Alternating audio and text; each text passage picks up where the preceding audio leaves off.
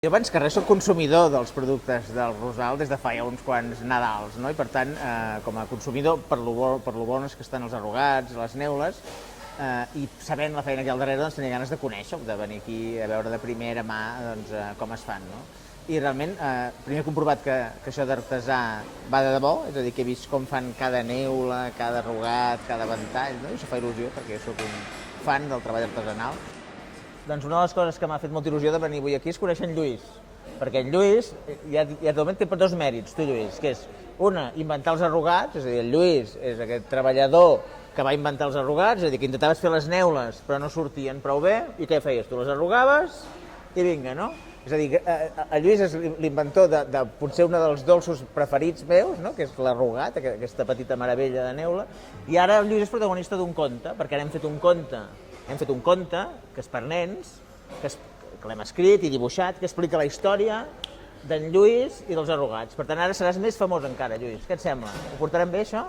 Molt bé, doncs. A mi em va fer molta il·lusió que em proposessin de fer el conte aquest, perquè la història és fantàstica, no? Jo tinc 4 fills, els 2 petits, diguem, el de 13 i el de 6 anys, els vaig posar a que m'ajudessin, i són en part protagonistes, no? I aleshores hem volgut fer en aquest conte no només explicar la història d'en Lluís, de com neixen els arrugats, sinó explicar, per mi, aquest missatge meravellós, que és que coses aparentment imperfectes poden ser molt bones, no? I per tant, al conte també hi ha una història paral·lela d'uns dibuixos que fa un nen amb les mans que li suen per un problema que té a les mans, no?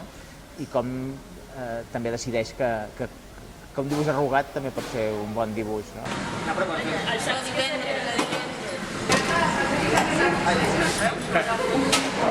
Aquest ha quedat perfecte. Aquest?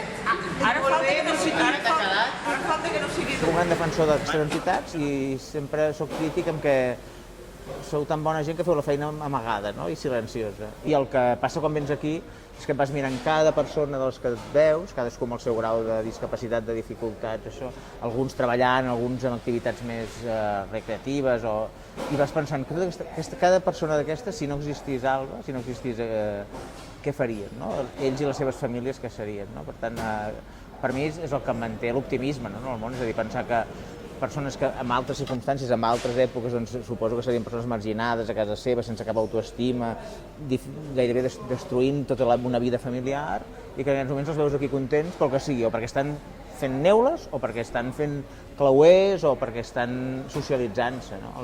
I crec que és bàsic que el tercer sector s'aixequi cada matí intentant arreglar el món, pot s'aixequi cada matí també reivindicant-se i dient, ei, que aquí estic jo arreglant el món i que sense mi això s'ensorra. Per tant, respecte, ajudeu-me i valoreu-me, no em tingueu com algú que està allà amagadet i calladet, sinó que jo crec que el tercer sector ha de combinar fer la feina amb reivindicar-se.